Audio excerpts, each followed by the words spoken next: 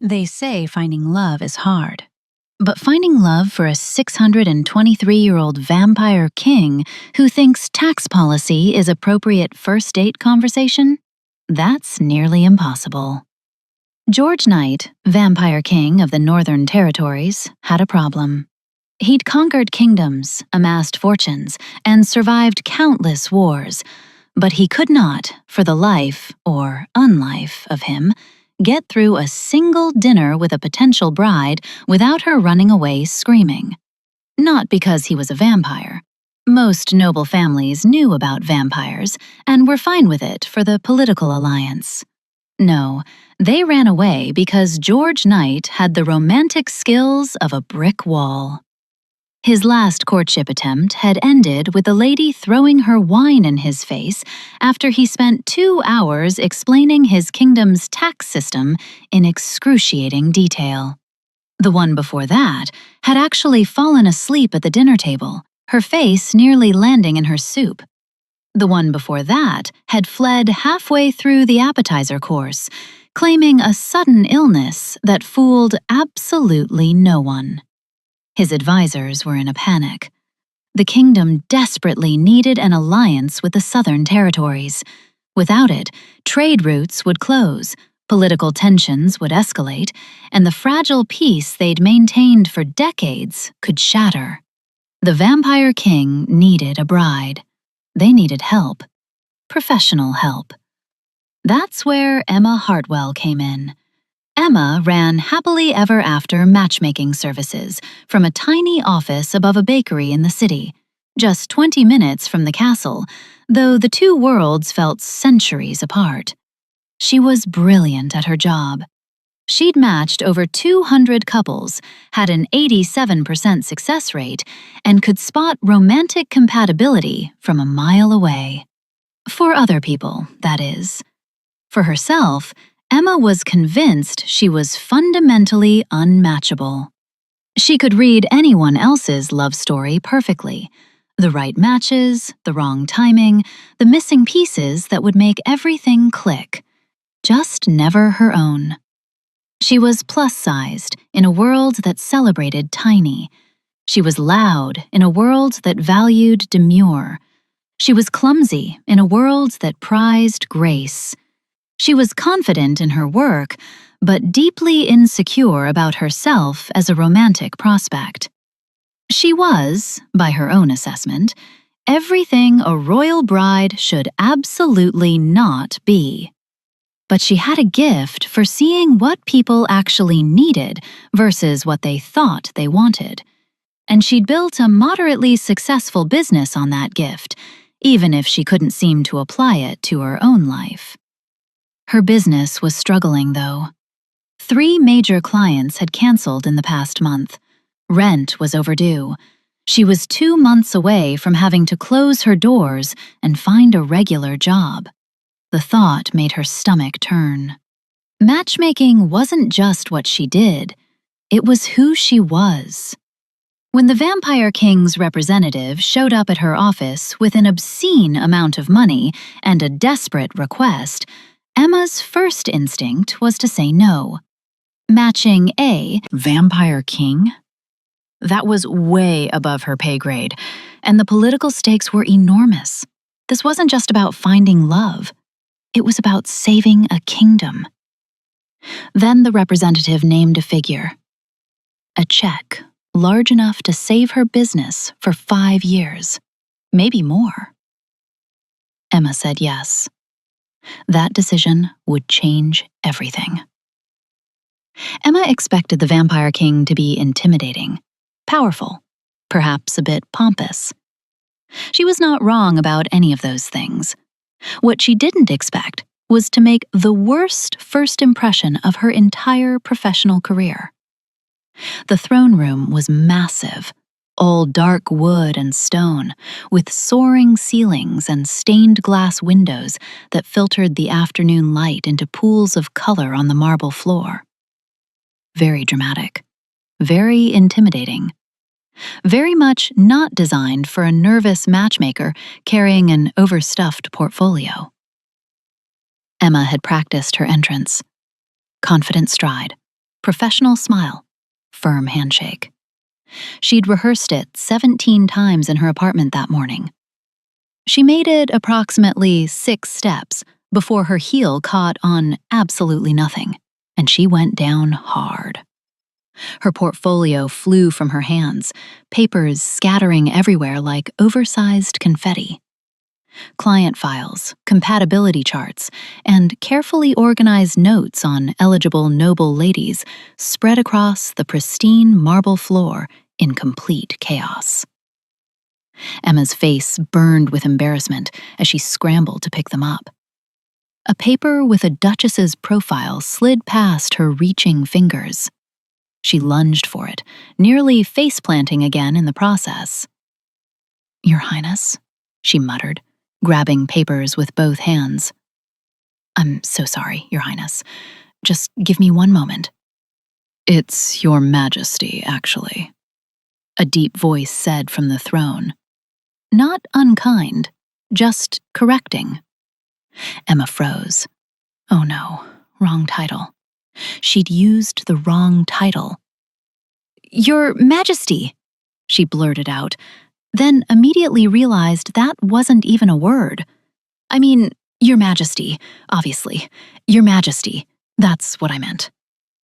She finally managed to gather most of her papers into a wrinkled pile and stood up, clutching them to her chest like a shield.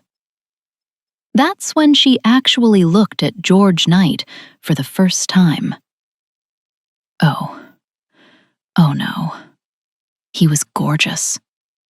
Unfairly, devastatingly gorgeous. Dark hair that looked like he'd run his hands through it repeatedly. Sharp, aristocratic features that could have been carved from marble. And eyes. Gray eyes that looked like they'd seen centuries. Because they had. Eyes that currently held a mixture of confusion and what might have been amusement. He sat on his throne looking utterly baffled, his head tilted slightly as he studied her, like he couldn't quite believe she was, supposedly, the kingdom's best matchmaker. Emma's face turned redder by the second. The advisors flanking the throne looked equally bewildered. One of them whispered something to another, probably wondering if it was too late to cancel the contract and find someone more competent. Emma had 2 choices: crumble under the embarrassment or own it completely. She'd learned a long time ago that when you embarrass yourself, confidence is your only weapon. She straightened her shoulders, looked George Knight dead in the eye, and said the first honest thing that came to mind. "Okay, let's be honest. You're a disaster at romance, or you wouldn't need me. I'm clearly a disaster at first impressions. So let's skip the formalities and get to work. Why did the last 6 women run away from you?"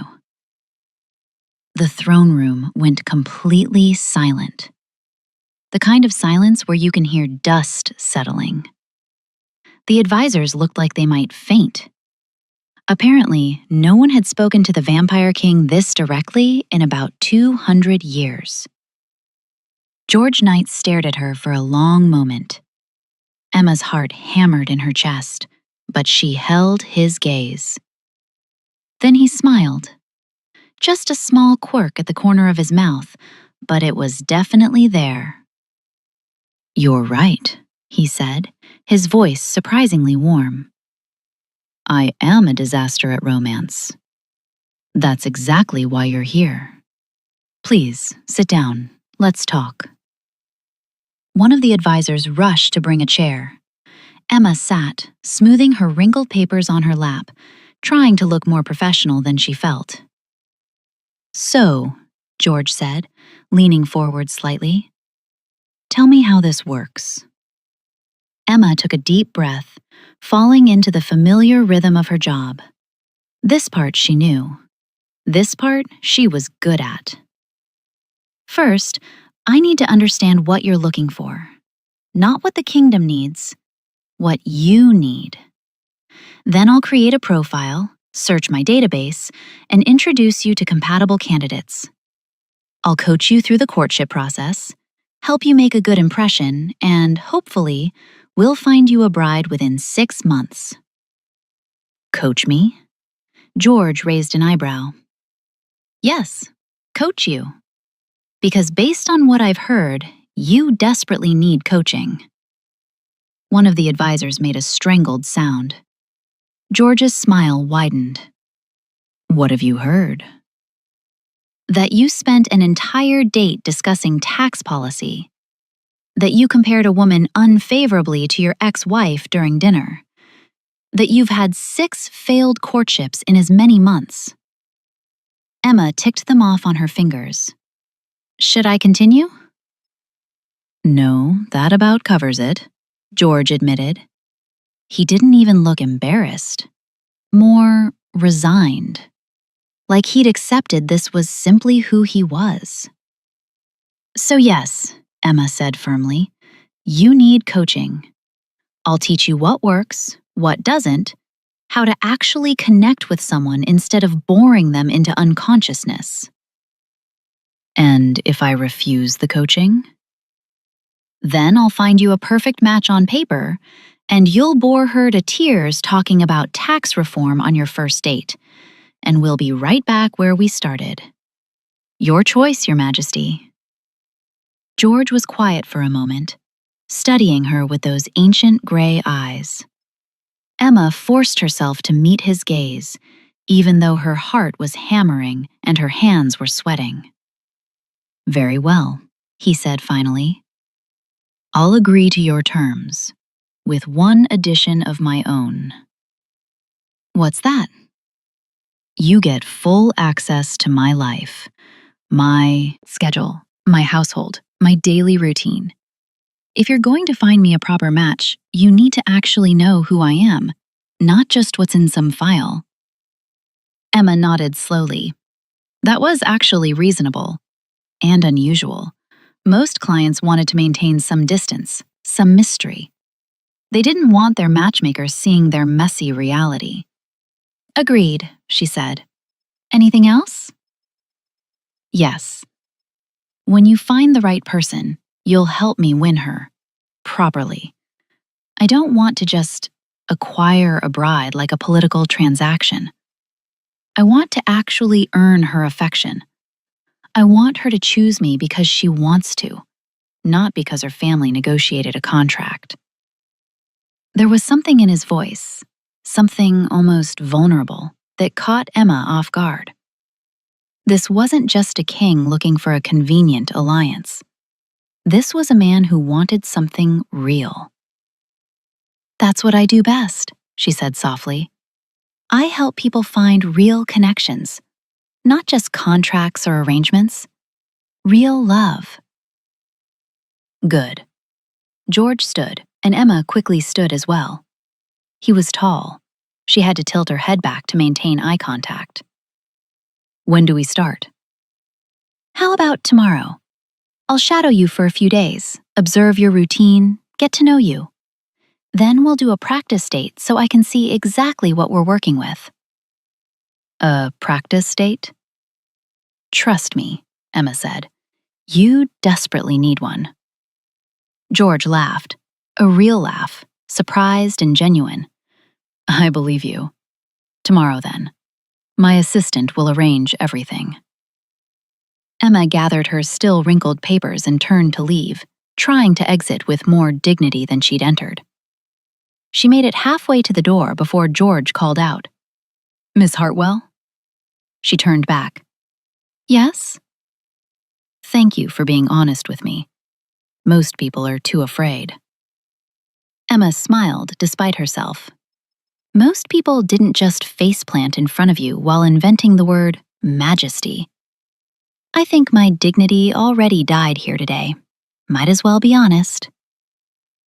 George's laugh followed her all the way out of the throne room, and Emma found herself thinking that maybe, just maybe, this job might actually be fun.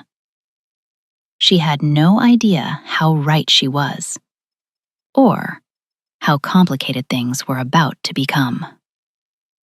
Over the next 2 weeks, Emma shadowed George Knight and took extensive notes. She learned quite a bit in those 14 days. For instance, George memorized the names of every single servant in his castle and asked about their families. He alphabetized his enormous library, but kept his favorite books at eye level, even though it ruined his organizational system. He hummed when he thought no one was listening, off-key and completely unself-conscious. He left bowls of cream out for the castle cats, even though he pretended he didn't like them. He was, Emma discovered, a much better person than he was a romantic. That needed to change. She also noticed something else. Something that made her chest feel tight. When George returned to his private chambers each evening, the castle felt different. Empty. She'd watched him one night from a corridor. He'd stood at his window looking out at nothing in particular, and the silence around him seemed almost heavy, like he was drowning in it. How long had it been since anyone had actually kept him company? Not servants performing duties, not advisors discussing politics, but genuine companionship. Emma pushed the thought away. She was here to find him a wife, not psychoanalyze his loneliness. For the practice date, Emma recruited her assistant to pretend to be interested in George romantically. They set up a nice dinner in one of the castle's smaller dining rooms. Candlelight, flowers, soft music playing in the background. The whole romantic setup. Emma hid behind a decorative plant in the corner to observe and take notes. It was a catastrophe from the very first sentence. George, clearly attempting to start with a compliment, looked across the table and said, "Your dress is adequate." Emma watched her assistant's face freeze in polite confusion. She whispered urgently from behind her plant, "Compliment her. Actually compliment her." George tried again, his brow furrowing with concentration. "I mean, the stitching is very competent. Quality craftsmanship. You can really see the attention to detail in the hemwork." Emma's assistant smiled uncertainly. Thank you?" "Yes," George continued, apparently thinking he was on a roll now. "My second wife's dresses were far inferior. The seamstress she used had terrible attention to detail. The hemming was always uneven and the—" Emma facepalmed so hard she actually knocked the decorative plant over. It crashed to the floor with a tremendous noise, dirt spilling everywhere across the pristine floor. The practice date came to an abrupt halt. Emma's assistant excused herself shortly after, practically fleeing the room. Emma couldn't blame her. When they were alone, Emma emerged from behind the fallen plant, brushing dirt off her skirt. "So," she said, "we have a lot of work to do." George looked genuinely confused. "What did I do wrong? I complimented her dress." "No, you gave her dress a performance review. And then you compared her to your dead wife. Your dead wife, George." "I was trying to indicate that she was superior to—" "Stop!" Emma held up a hand. "New rule. Never, ever mention your ex-wives on a date. Actually, let's address this now. How many wives have you had?" "3. Emma's eyes widened. "3? How many are still alive?" "None." "How did they die?" Emma wasn't sure she wanted to know the answer, but she needed to understand what she was working with. George paused, then gestured to the table. "Perhaps we should sit for this conversation. And I'll need wine brought up." "I'll need the whole bottle," Emma muttered. Over wine, a very good wine from George's personal collection, they had a longer conversation. "Did you love them?" Emma asked quietly. "Your wives?" George was silent for a long moment, swirling the wine in his glass, watching the dark liquid catch the candlelight. When he finally spoke, his voice was careful, measured. I cared for them. I provided for them, ensured they were comfortable and safe, mourned them genuinely when they passed. The first wife, Margaret, I married when I was newly turned, barely a century old. I thought I was supposed to marry, so I did. She was kind. We had pleasant conversations. She died of fever after 30 years together, and I felt sad, but not devastated.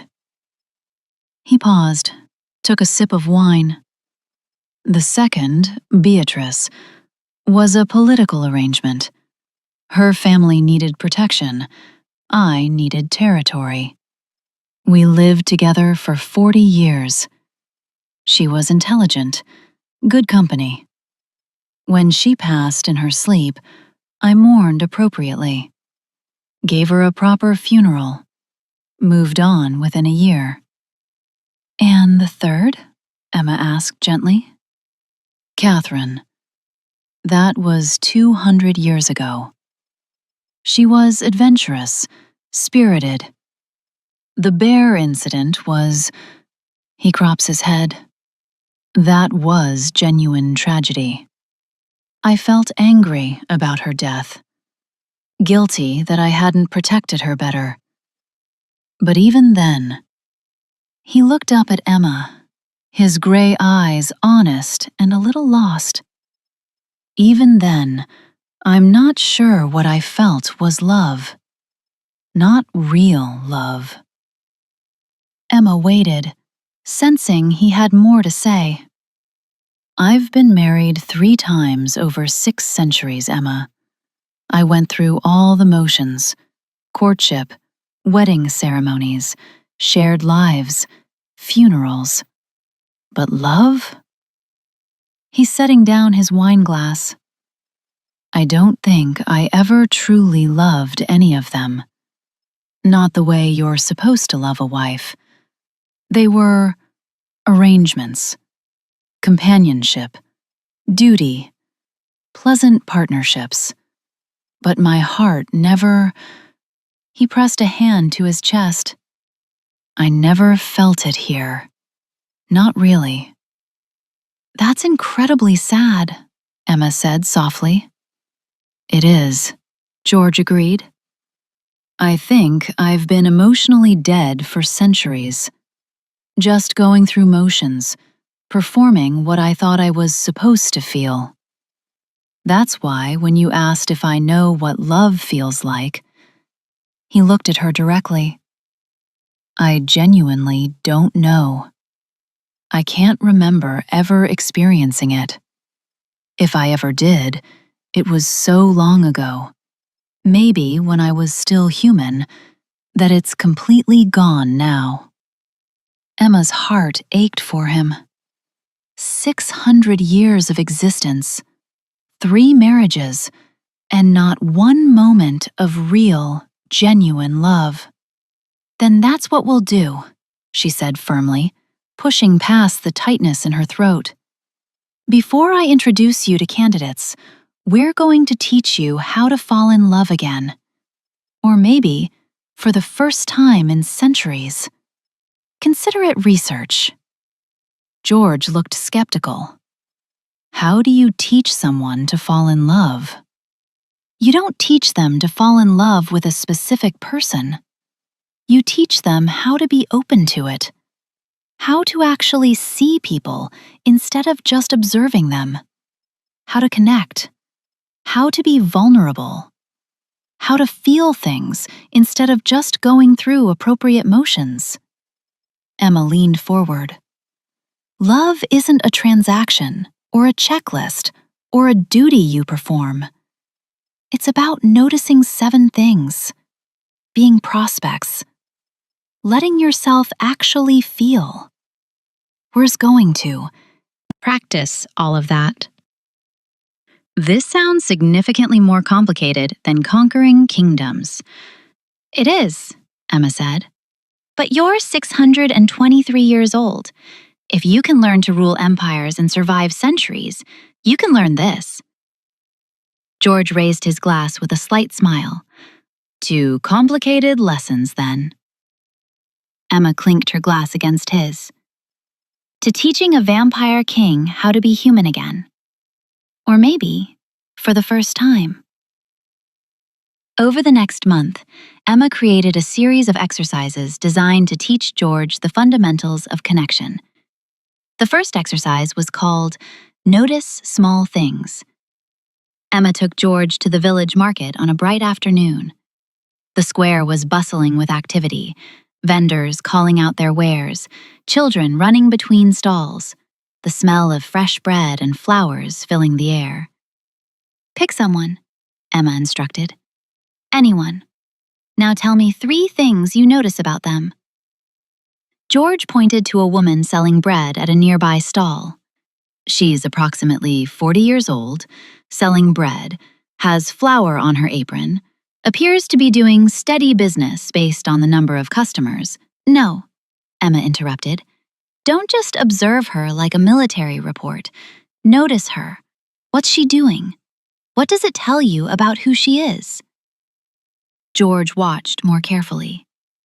The baker was handing a loaf to a small boy who clearly didn't have enough coins in his outstretched palm. She wrapped the bread anyway, smiling warmly and saying something that made the child grin before he ran off.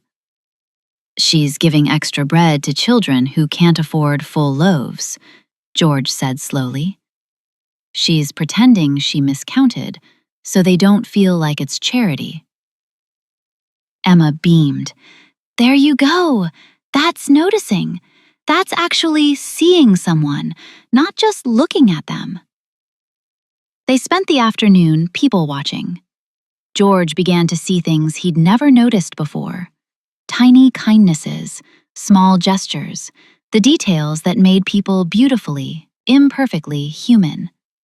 A father adjusting his daughter's ribbon with gentle patience, getting it wrong twice before she laughed and fixed it herself.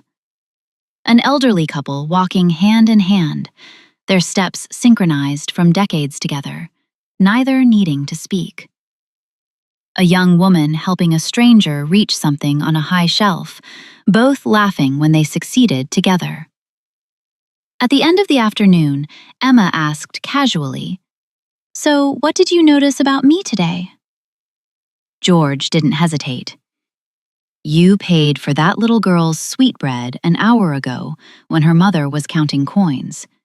You did the same miscount trick as the baker, so neither of them would feel embarrassed. And you've done this before, many times. It's not spontaneous kindness. It's who you are. Emma felt her cheeks warm. That's just research, for understanding human nature, for my job. Of course, George said, but there was a knowing smile on his face that made Emma's heart skip. The second exercise happened a week later and was about genuine compliments. They were in George's study, and Emma had decided on direct practice. Compliment me, she said without preamble. Right now. George looked thoughtful. Your business acumen is quite impressive. You've built a successful enterprise from very little capital, and your client retention rate suggests excellent interpersonal skills and— Stop. Emma shook her head. That's a performance review for a job interview, not a compliment. Try again. You're very organized? Your filing system is remarkably efficient. I'm going to die alone, Emma muttered to herself. Okay, watch and learn. She turned to a servant who was arranging flowers nearby. Excuse me, I just wanted to say I love how you arranged those flowers this morning.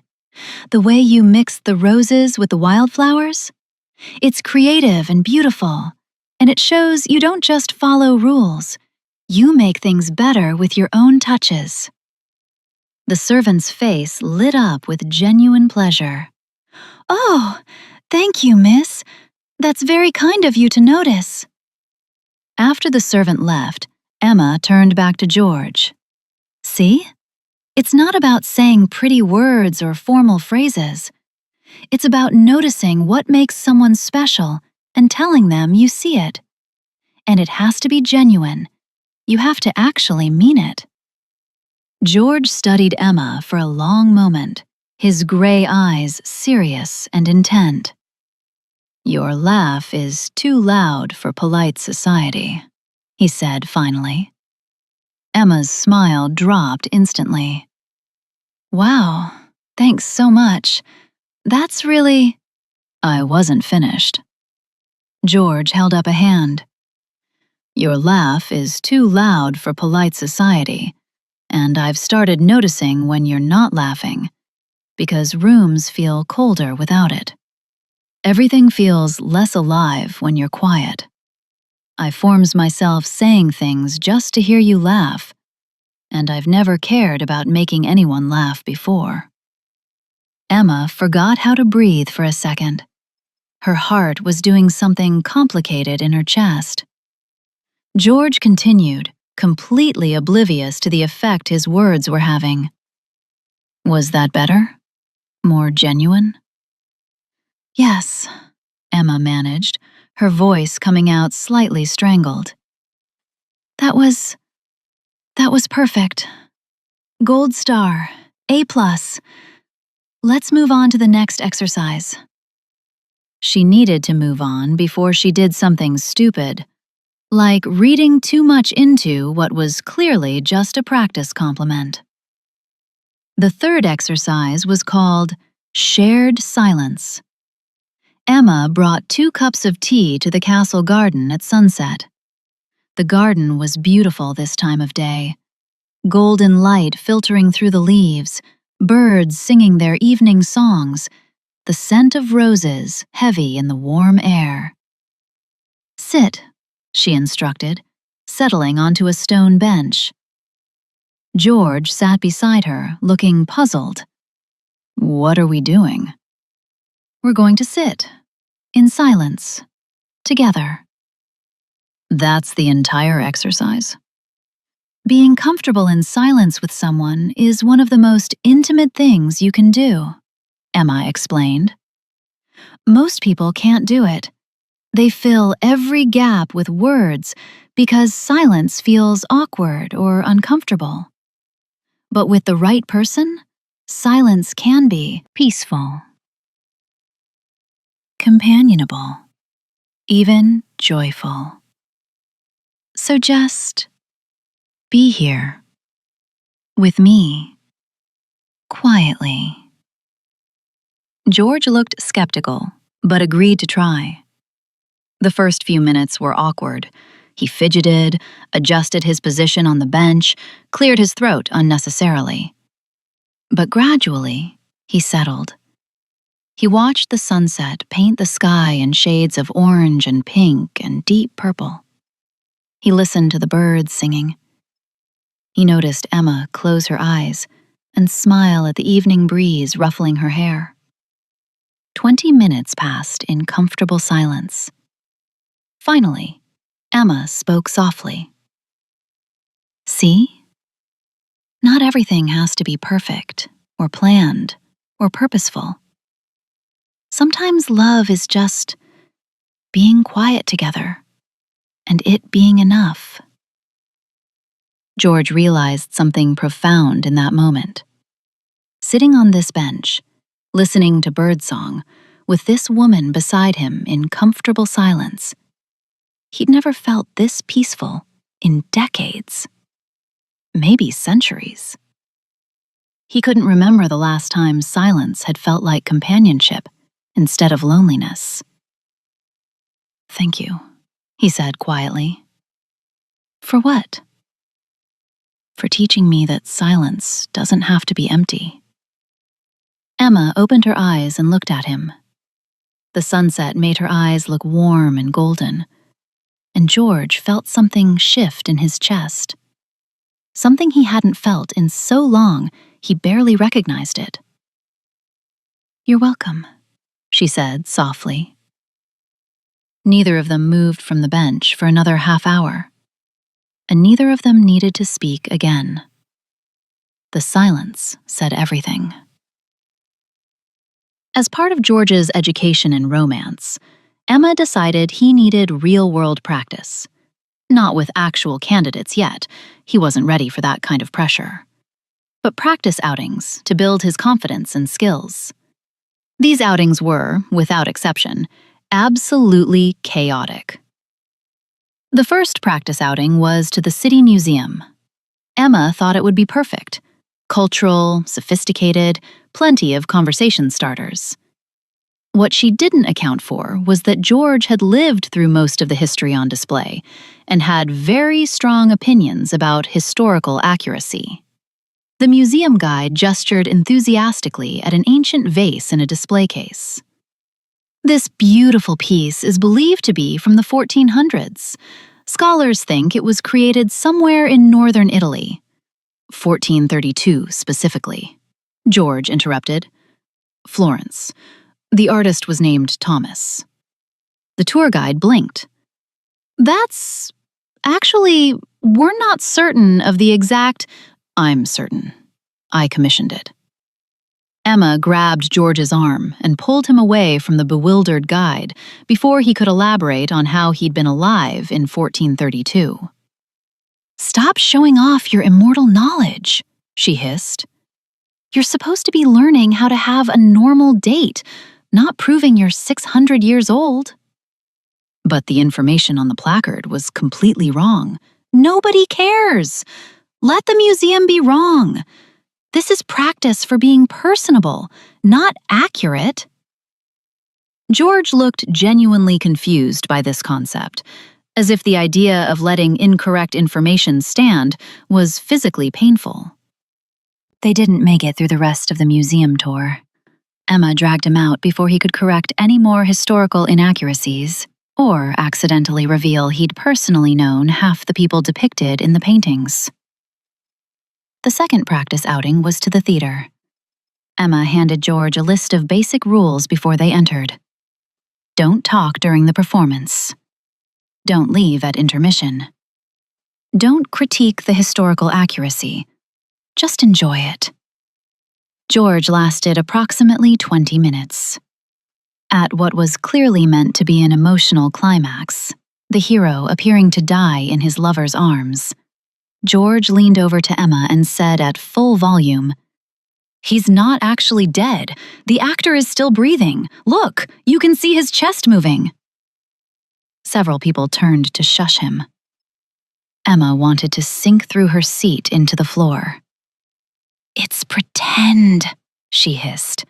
"That's how plays work." "It's not very realistic." "It's not supposed to be a documentary." At intermission, George stood up to leave. "Where are you going?" Emma grabbed his arm. "The play's over." "No, there's a whole second act." George looked genuinely surprised. Why would they make it longer? The story could have been told efficiently in one act. By the time the play actually ended, with George whispering periodic commentary about historical inaccuracies and unrealistic sword choreography, Emma was ready to sink into the earth and never return. In the lobby afterward, George looked thoughtful. "I didn't enjoy that as much as I expected to," he admitted. "You don't say," Emma replied dryly. "But I enjoyed arguing about it with you afterward. That was entertaining." Despite her exasperation, Emma smiled. "Yeah?" "Yes. You're much more interesting than the play was. Your reactions were genuine. The actors were just performing." Emma's heart did a tiny, unwelcome flip. "Well, thanks, I think." The third and final practice outing was ice skating. This was Emma's idea. Something lighthearted and fun, a chance for George to be playful instead of serious and analytical. "I've never ice skated," George admitted as they laced up their rental skates. "That's fine. You're a vampire. Don't you have supernatural balance and coordination?" "On solid ground, yes." "Then you'll be great at this." He was spectacularly wrong. Vampires, it turned out, had excellent balance on surfaces that didn't move. Ice was a completely different situation. George stepped onto the ice with confidence, took 2 gliding steps, and immediately went down hard on his back. Emma, who was wobbly but managing to stay upright by clutching the railing, stared down at him in shock. "I thought you had supernatural coordination." "I do, on surfaces that don't slide." George tried to stand. His feet went in opposite directions, and he went down again. Emma started laughing. She couldn't help it. The great vampire king, conqueror of kingdoms, commander of armies, repeatedly defeated by frozen water. George looked up at her, dignity clearly wounded. "This isn't funny." "It's a little funny," Emma said, laughing harder. George attempted to stand again with exaggerated care. His feet slipped. Down he went. Emma was now laughing so hard she had tears streaming down her face and had to let go of the railing to clutch her stomach. "Oh my God, stop! You're going to hurt yourself." "I'm immortal. I can't hurt myself. My pride, however, is very mortal right now." "Your pride is definitely taking damage." George looked up at her laughing face, tears on her cheeks, completely uninhibited joy radiating from her, and something shifted in his expression. The wounded dignity melted away, replaced by something mischievous. The next time he fell, it was clearly, deliberately on purpose. He went down in an exaggerated tumble, arms windmilling dramatically like a cartoon character. Emma laughed even harder, the sound echoing across the ice rink. Encouraged, George kept falling in increasingly ridiculous ways. Each fall was more dramatic than the last, spinning, stumbling, sliding across the ice on his back. And each time, Emma's laughter rang out, bright and genuine and perfect. Other skaters were staring, but neither of them cared. Financial, Emma tried to skate over to help him up and lost her own balance. She crashed into him with a yelp, and they ended up in a tangled heap on the ice, both laughing like children. "This is ridiculous," Emma gasped between laughs, tears of mirth streaming down her face. "This is perfect," George said, and he meant it with his whole heart. They lay on the ice for another minute, catching their breath, surrounded by confused skaters gliding gracefully past them. And for just that moment, George wasn't a vampire king. He wasn't 623 years old. He wasn't carrying the weight of a kingdom and impossible political expectations. He was just a guy, lying on the ice, laughing with someone who made everything feel lighter. That's when Emma realized she was in serious trouble. Because somewhere between the museum corrections and the theater whispers and the ice rink disasters that somehow felt perfect, somewhere between the compliment exercises and the shared silences, and the way he looked at her when she laughed, she'd started falling for him. Her client, the vampire king, the man she was literally being paid to match with someone else. This was bad. This was very, very bad. But as George helped her up from the ice, his hand warm and solid in hers, despite the cold. Both of them still laughing and breathless, Emma couldn't bring herself to care about professional boundaries or common sense. At least, not in that moment. After 6 weeks of coaching and practice, Emma decided George was finally ready. It was time to introduce him to actual candidates, real women who might actually become his queen and save the political alliance the kingdom desperately needed. She'd carefully selected 3 exceptional women from her database. Each one was perfect on paper. Intelligent, accomplished, politically well-connected, beautiful. Any one of them would make an excellent vampire queen and secure the Southern Alliance. Emma told herself she was being professional, that the tight feeling in her chest when she confirmed the first date was just anxiety about her success rate, that the way her stomach dropped when she helped George prepare had nothing to do with jealousy. She was a professional. She'd done this hundreds of times. She could handle this. The first candidate was Lady Victoria Ashmore, beautiful in a classical way, elegant features, perfect posture, the kind of grace that came from generations of aristocratic breeding. She was intelligent, well-read, and had impeccable manners. Her family's connections to the Southern Territories were exactly what the kingdom needed.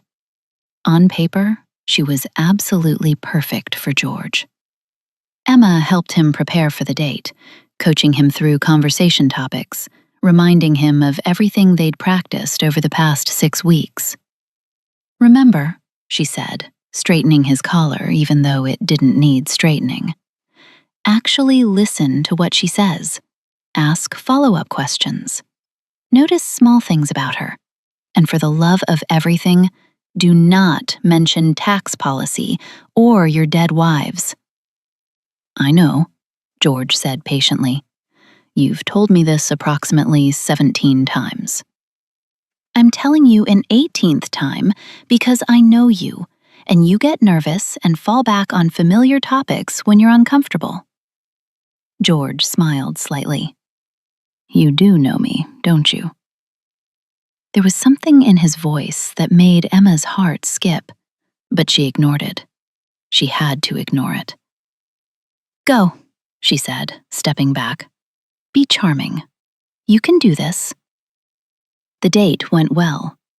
Emma knew because she'd insisted on observing from a discreet distance. Quality control, she'd told George, though really she just couldn't bear not knowing how it was going. She watched from a balcony overlooking the restaurant. George used all her techniques perfectly. He complimented Victoria genuinely, commenting on her insightful observations rather than her appearance. He asked thoughtful follow-up questions. He listened attentively. He didn't mention tax policy even once. Victoria was clearly charmed, laughing at his dry humor, leaning forward with interest, touching his arm lightly during conversation. It was perfect.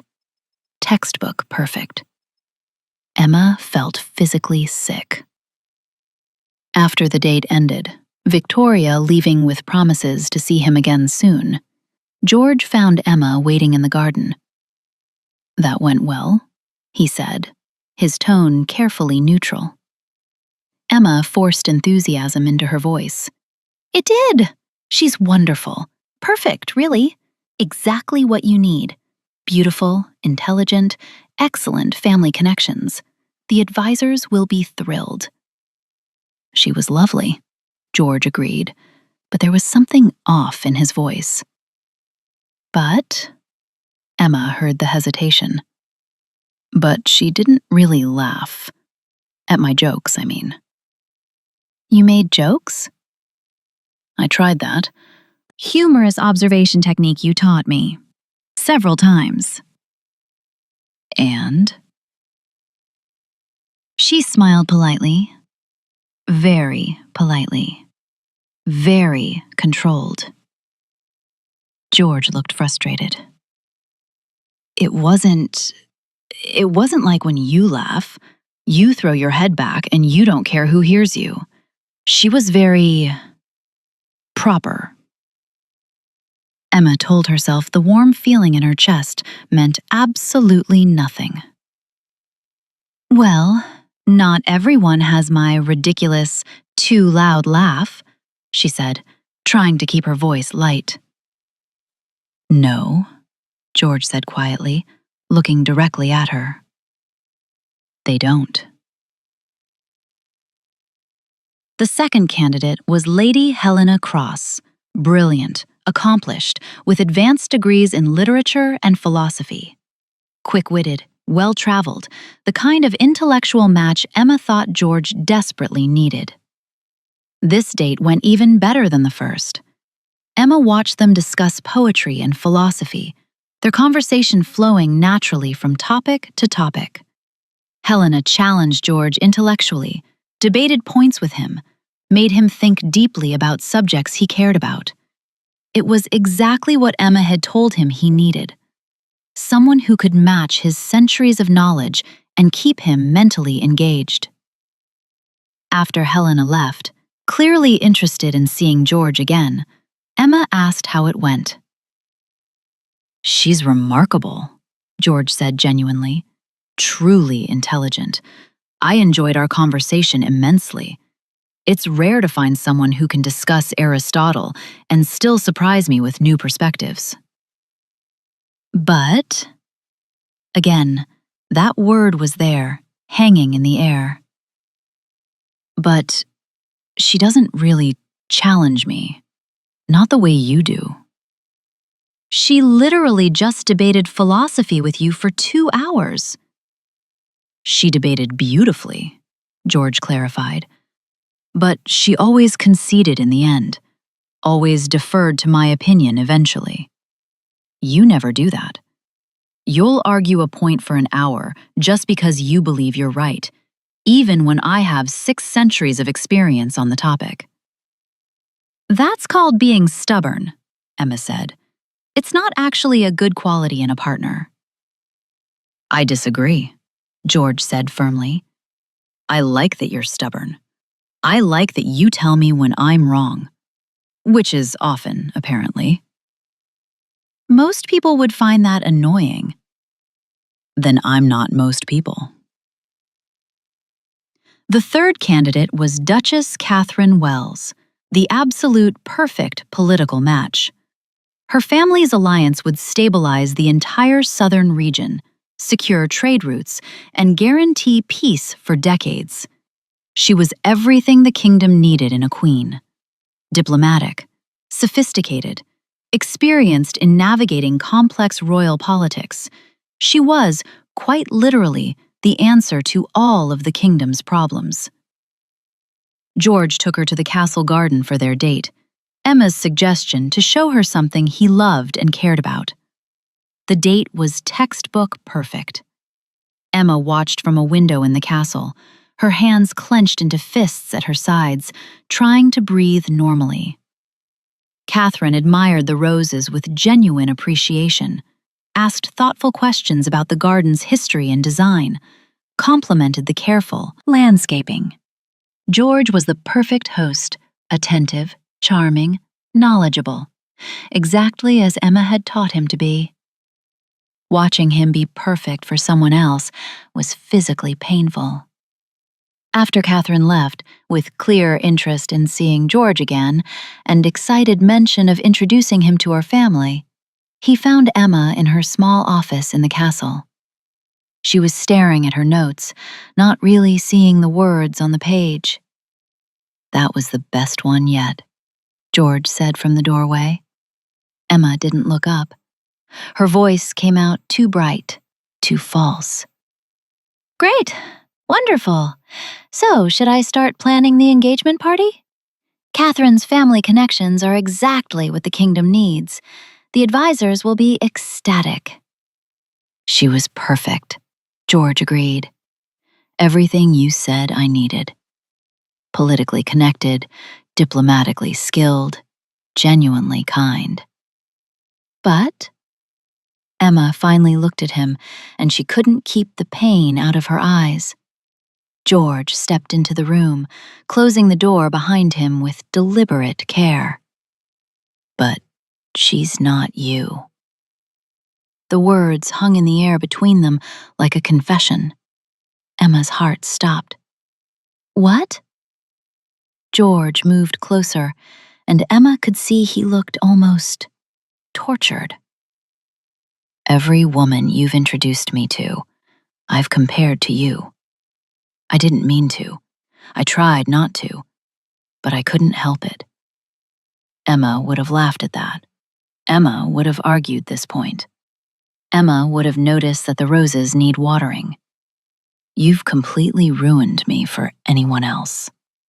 Emma stood up abruptly, her chair scraping harshly against the floor. "That's just because we've spent so much time together over the past 2 months. Once you're married to Catherine, you'll forget all about—" "I don't want to forget about you." "George." "I'm 623 years old, Emma. I know the difference between proximity and love. I know what I feel. This isn't confusion or transference or anything else you're about to say." Emma felt panic rising in her chest, sharp and choking. "You can't love me. I'm your matchmaker. This is textbook client transference. It's completely normal. It happens all the time.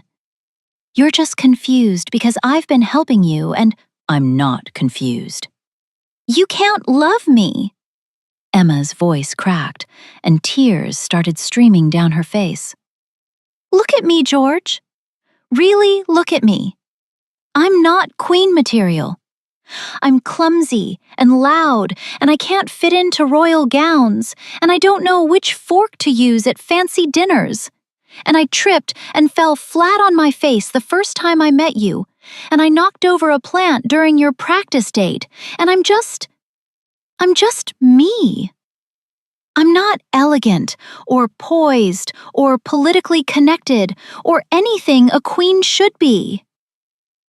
"And you make me laugh," George interrupted gently, stepping closer.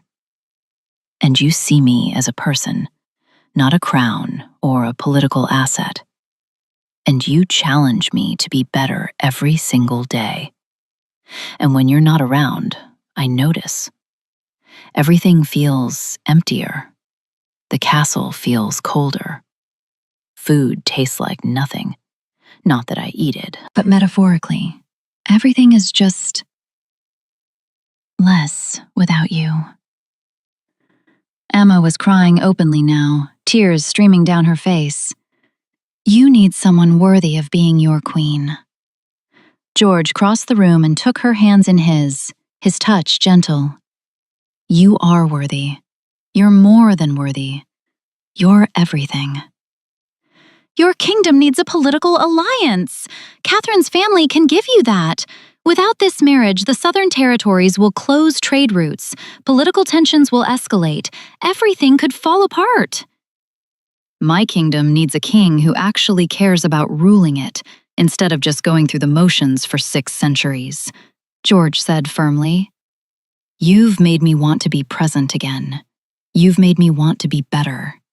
You've reminded me what it feels like to be human. That's worth more than any political alliance could ever be." Emma shook her head desperately, pulling her hands away. "I can't be what you need." "You already are." "No." Emma stepped back, wrapping her arms around herself. "No, this is my job. You hired me to find you a queen. I found you 3 perfect options. Pick one of them and let me go. Please." "Emma." "Please." She was openly sobbing now, her voice breaking. "Please, just let me go. Pay me for the contract and let me leave. I can't do this." George looked at her for a long moment, and she watched something break in his expression. pain and understanding and resignation all at once. "If that's what you want," he said quietly, "it is." The lie tasted like ash in her mouth. They both knew it was a lie. But George stepped back, giving her the space she'd asked for. "I'll have someone process your contract payment. You'll have the money by tomorrow. Consider the contract fulfilled. You found me my match. I just didn't choose the one you expected." Emma nodded, unable to speak past the tears. She left the castle that night and didn't look back, but she cried the entire way home, and she didn't stop crying for 3 days. On the 4th day, Emma heard the news. George Knight, Vampire King of the Northern Territories, had made a public announcement. He was calling off all courtships with the noble candidates. There would be no political marriage to the Southern Territories, no alliance. Instead, he'd chosen someone else entirely. Her. Emma heard about it from a former client who called her office, excited and confused. Then from 3 more people. Then she saw it in the morning paper. Vampire King chooses love over alliance, selects common matchmaker as future queen. Emma's first emotion was pure, incandescent rage. She stormed into the castle. No appointment, no announcement, just marched right past the startled guards who knew better than to try to stop an angry woman on a mission. She burst into the throne room where George was meeting with his advisors. They all jumped at her entrance. "You!" Emma shouted, pointing at George with a shaking finger. The advisors scrambled backward. George just looked at her calmly, like he'd been expecting this. "Miss Hartwell, I was wondering when you'd arrive." "You don't get to do this!" Emma was shaking with anger. "You don't get to just announce we're together without asking me, without even talking to me first. I left. I walked away. That was me saying no." "You're absolutely right," George said, standing and descending the steps from his throne. "I should have asked first. I apologize." Emma stopped mid-rant, thrown off balance. "You... what?" "I should have asked you before making any public announcements. That was wrong of me. So I'm asking now." He came to stand directly in front of her. "Will you give me a chance to prove I'm serious about this?" "You can't just upend your entire kingdom for me. What about the Southern Alliance? What about trade routes and political stability and everything the advisors have been panicking about for months?" "I'm not upending anything. I'm choosing what I should have chosen from the beginning. Someone I actually love. Someone who makes me want to be a better king, not just go through the motions." "You barely know me." "Then let me know you better. Give me a chance, Emma. Please. Just one chance." Emma's anger was wavering, being rapidly replaced by fear. Deep, bone-shaking fear. "This is insane." "Probably," George agreed readily. "But you taught me that the best things are a little insane, like ice skating when you're immortal, or laughing too loud in theaters, or falling in love with your matchmaker when you are supposed to be finding a political bride." Emma felt tears threatening again. "You're impossible." "I'm in love with you. There's a significant difference." "George, I can't." "One chance," he said, his voice gentle but firm. "If you still think this is a mistake after I've proven myself, I'll let you go. I'll marry Catherine Wells, secure the alliance, and never bother you again. But please, give me one chance to prove this is real." Emma looked at him, this impossible, immortal, infuriating man who'd somehow worked his way into her heart despite every professional boundary and logical objection. "Fine," she said finally, her voice shaking. "One chance. But if you want to prove this is real, you have to show up for the boring stuff. Not grand gestures or public declarations or dramatic proposals. Real life. Normal, boring, everyday moments." "Done," George said immediately. "I mean it. No sweeping romantic gestures, no expensive gifts. Just show up for the mundane, unsexy, boring parts of life." "I understand. Real life. Normal moments. I can do that." Emma didn't believe him. Vampire kings didn't do normal. But she wanted to believe him. "Okay," she said. "Prove it." The next morning, Emma woke to someone in her kitchen. She screamed. George looked up from the stove, completely unbothered by her reaction. He was wearing a frilly apron she'd never seen before. "Good morning. I'm making breakfast." Emma stared at him, still in her pajamas, her hair an absolute disaster. "What are you doing in my apartment? How did you even get in here?" "You mentioned weeks ago that you always skip breakfast because you're rushing in the mornings. I thought I'd make you breakfast. And your landlord let me in. I may have paid your rent for the next year." "You're welcome." "You what? You can't just—" Emma stopped. "You don't even eat food." "No, but you do." Emma walked closer and looked at what he'd created on her stove. It was an absolute disaster. The eggs were somehow both undercooked and overcooked at the same time, existing in a state that defied the laws of cooking. The toast was burnt black on one side and completely pale on the other. There was a mysterious substance in a pan that might have once been bacon, but now looked like charcoal. "This is terrible," Emma said honestly. "I know," George admitted without shame. "I've never cooked in 600 years. But you said show up for the normal moments. This is me showing up, even though I have no idea what I'm doing." Emma felt something crack in her chest, warm and painful and overwhelming. He'd burnt her breakfast. He'd broken into her apartment with her landlord's help.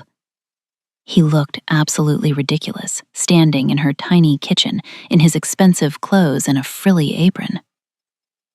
And it was perfect. She started laughing, then crying, then laughing again while crying. "Are you all right?"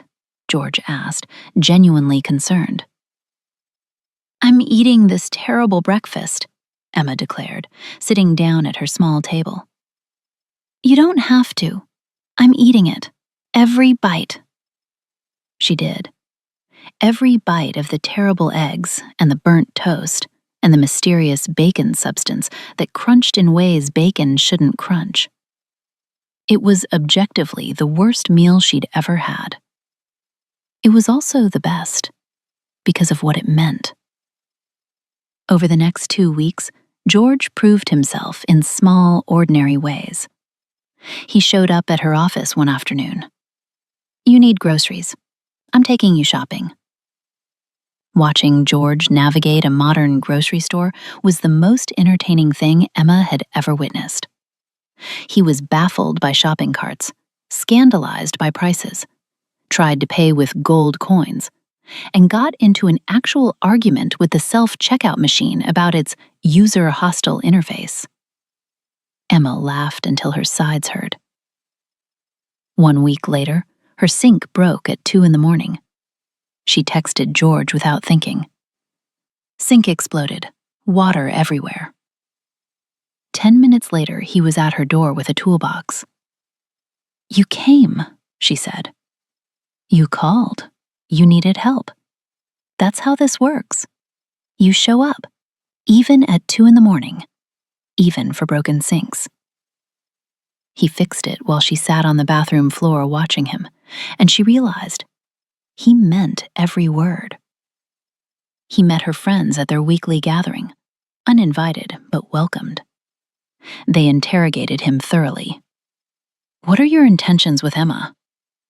To make her laugh every day, fix her sink when it breaks, and show up for every boring moment for as long as she'll let me. Her friends approved. 2 weeks later, Emma had the worst day. Clients canceled, rent increased despite George having paid it. Her car broke down. She spilled coffee on her favorite dress. She didn't call him. He showed up anyway at 6 in the evening. How did you know?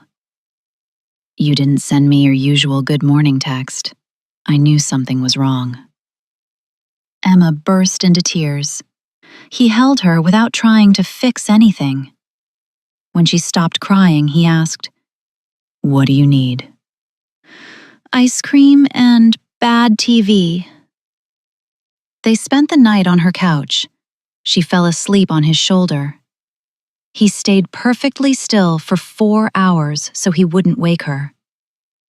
When Emma woke in the morning, there was a blanket over her and George was still there, reading one-handed. You stayed. Of course I stayed. Where else would I go? Emma looked up at him, this impossible man who'd sat still for hours, who'd learned to make terrible breakfast, who showed up for every boring, normal, imperfect moment. I love you, she said.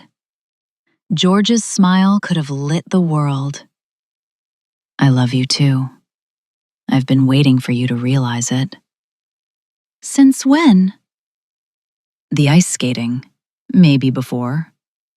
Definitely by the time you ate my terrible breakfast. Emma laughed. George? Yes? I'm still going to be a disaster at being queen.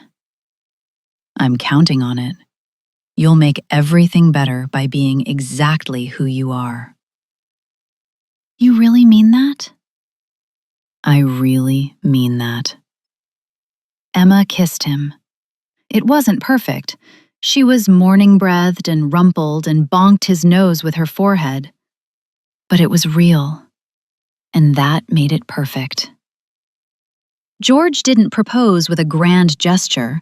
He proposed on a random Wednesday evening 3 weeks later while doing dishes together in Emma's apartment. She'd cooked dinner, pasta with jarred sauce and too much garlic. He'd insisted on cleaning up. They stood side by side at her tiny sink, Emma washing and George drying when he said it. Marry me. Emma dropped a plate. It shattered in the sink. What? Marry me. Not because it's politically advantageous, not because you're perfect, because you make doing dishes feel important, because I want to fix your sink at 2 in the morning for the rest of your life, because I love you exactly as you are. Emma stared at him, holding a soapy sponge, water dripping. This is the least romantic proposal setting ever. I know. That's why it's perfect for us. So, what do you say? Yes, Emma said, crying. Obviously yes. How could I say anything but yes? George put down his towel, took the sponge from her hand, and kissed her properly. They stood in her tiny kitchen, surrounded by broken plate pieces and dish soap, and it was absolutely perfect. Because perfect didn't mean flawless. Perfect meant real. Perfect meant them. Emma was officially queen. She was, as predicted, absolutely terrible at it. At her first royal banquet, she used the salad fork for the main course. When corrected, she whispered loudly, "There are too many forks. This is fork tyranny." She laughed too loudly at a visiting duke's joke. She accidentally called an earl dude. She spilled wine on her expensive gown and declared it an improvement. It was too boring before. George watched her with undisguised adoration. An advisor whispered, "Your Majesty, the Queen is highly unconventional." "I know," George said, smiling. "Isn't she wonderful?" Life settled into a rhythm. George still made terrible breakfast every Tuesday. Emma still dragged him to grocery stores. They watched bad reality TV together. He fixed things in her apartment, which she'd kept despite being queen. "The advisors hate that I kept it," Emma mentioned. "The advisors hate many things about you. Your apartment, your informality, the fact that you still run your matchmaking business 3 days a week." "Should I give it up?" "Absolutely not. You made a promise to your clients. Queens can change the rules." Emma still challenged him constantly, argued with his decisions, made him think harder, and he loved every second of it. One evening, 6 months after the wedding, they were in their private chambers during their quiet hour before bed. George read a history book. Emma did paperwork. "I signed a document today as Queen Emma," she said. "I still can't believe that's real." George didn't look up. "You also drew a smiley face next to your signature." "It was a tax document. It needed joy." George closed his book. "You're absolutely ridiculous." "You married me anyway." "Best decision I've made in 623 years." Emma looked at him. This impossible man who'd learned to love through roses and disasters and terrible breakfasts. "You know what's weird?" "What?" "This is my favorite part of every day." "What part?" "This, right here. Just existing together. You reading, me working, nothing special happening.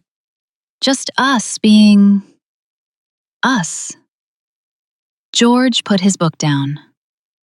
"That's not weird at all. That's love. The boring parts. The normal parts. The parts where nothing happens except we're together, and that's enough. That's everything." Emma smiled. "You've gotten very wise about love, Your Majesty." "I had an excellent teacher." "Oh yeah? What happened to her?" "I married her. She still uses the wrong fork and draws smiley faces on official documents, but I'm learning to accept it. Slowly." Emma threw her pen at him. He caught it with vampire reflexes. She tackled him anyway, and they ended up tangled on their couch, laughing like teenagers. Down the hall, an advisor shook his head at the Queen's too loud laughter echoing through the castle. But he was smiling. The kingdom had never been happier. The Southern Territories had been initially furious about the canceled alliance, but Emma's unconventional diplomacy, treating their ambassador like a person, inviting him to family dinners, asking about his children, had won them over. Her way worked better than a marriage contract ever would have. The Vampire King had never been more present, more engaged with ruling. And Emma had learned she wasn't unmatchable at all. She'd just been waiting for someone who would show up for broken sinks and terrible breakfasts and boring Wednesdays. someone who saw her exactly as she was and loved her not despite it, but because of it. Love wasn't about being perfect. It was about showing up for imperfect moments and choosing each other anyway. It was about ice skating disasters and grocery store arguments and dishes done side by side. It was about little moments that became everything. And that's exactly what Emma and George had built. A lifetime of little moments. A forever of boring Wednesdays. A love that was real, precisely because it was imperfect. And that was worth more than any perfect match could ever be.